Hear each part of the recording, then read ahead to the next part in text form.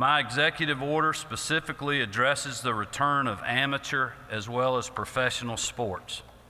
Starting June 1st, professional sports teams and organizations which engage in practices or other in-person operations must operate by the rules or guidelines of their respective sports league.